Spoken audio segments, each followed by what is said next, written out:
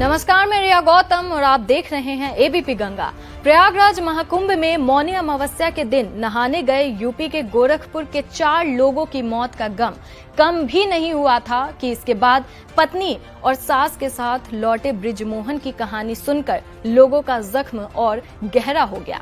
मौनी अमावस्या के दिन प्रयागराज में पत्नी और सास के साथ नहाने गए गोरखपुर के बृजमोहन का घाट से लौटते समय भगदड़ में पत्नी और सास का हाथ छूट गया और जब वे गिरकर संभले तो दोनों की लाश के साथ गांव वापस लौटना पड़ा।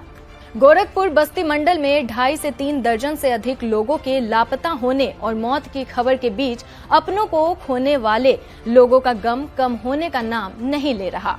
गोरखपुर के 4 लोगों की हादसे में मौत की खबर के बाद एक बार फिर यहां के लोगों का जख्म हरा हो गया है। गोरखपुर के चौरी चौरा थाना क्षेत्र के भावपुर गांव के रहने वाले बृजमोहन की पत्नी लाली और उनकी सास की भी महाकुंभ हादसे में मौत हो गई।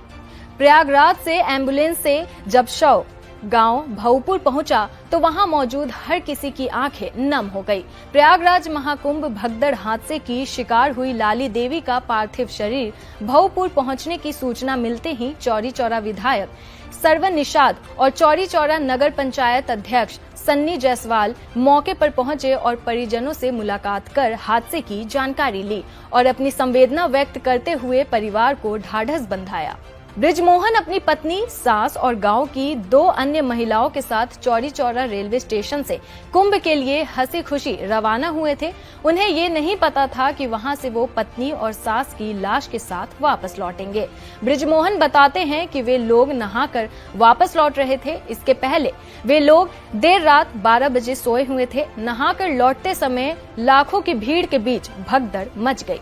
वे पत्नी और सास का हाथ पकड़कर घाट से लौट रहे थे। भगदड़ में दोनों का हाथ छूट गया और वे भी गिर गए।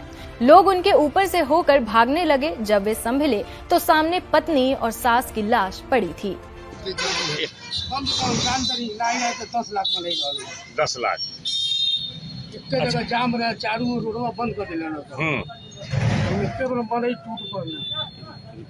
पहुंचा तो उनसे आके बात कर लेते हैं। अच्छा, महाकुंभ हादसे के बाद अलग अलग शहरों से ऐसी ही कहानियां सामने आ रही है, जहां किसी ने अपनी पत्नी, किसी ने बेटी, किसी ने बेटा तो किसी ने अपने किसी खास को खो दिया। इस हादसे ने इन परिवारों को कभी ना भरने वाला जख्म दे दिया है।